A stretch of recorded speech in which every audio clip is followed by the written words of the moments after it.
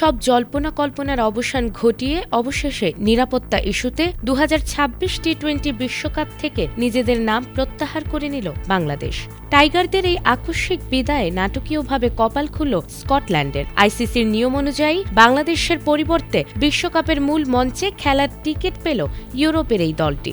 লাল সবুজের ভক্তদের জন্য এটি হতাশার হলেও স্কটিশদের জন্য এটি বিশ্বমঞ্চে নিজেদের প্রমাণের এক নতুন সুযোগ।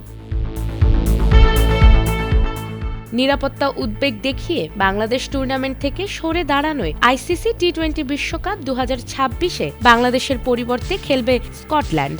শনিবার এই সিদ্ধান্ত আনুষ্ঠানিকভাবে ঘোষণা করেছে আইসিসি। তাদের নিজস্ব মূল্যায়নে ভারতে কোনো নির্দিষ্ট বা বিশ্বাসযোগ্য নিরাপত্তা ঝুঁকি না পাওয়া গেলেও বাংলাদেশ ক্রিকেট বোর্ড তাদের সিদ্ধান্তে অনড় থাকে। ফলে শেষ পর্যন্ত বাংলাদেশকে বাদ দিয়েই বিশ্বকাপের চূড়ান্ত সূচি প্রকাশ করা হয়েছে। চূড়ান্ত সিদ্ধান্তের পর স্কটল্যান্ডকে গ্রুপ সিতে যুক্ত করা হয়েছে। এই গ্রুপে রয়েছে ইংল্যান্ড, ওয়েস্ট ইন্ডিজ, ইতালি ও নেপাল। ঘোষণার পর স্কটল্যান্ড সামাজিক যোগাযোগ মাধ্যমে অনুশীলনের ছবি প্রকাশ করে সেখানে ক্যাপশন দিয়েছে অলওয়েজ রেডি।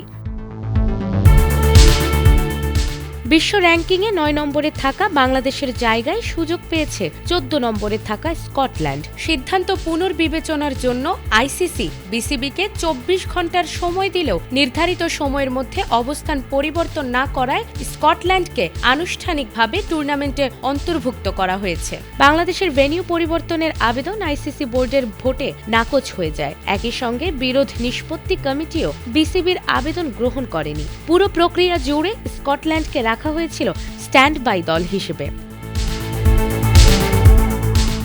সংস্থাটির প্রধান নির্বাহী জানিয়েছেন, আইসিসির আনুষ্ঠানিক চিঠি পাওয়ার সঙ্গে সঙ্গেই তারা আমন্ত্রণ গ্রহণ করেছেন। তিনি বলেছেন, এই সুযোগ স্কটল্যান্ডের ক্রিকেটারদের জন্য আন্তর্জাতিক মঞ্চে নিজেদের প্রমাণের বড় ক্ষেত্র।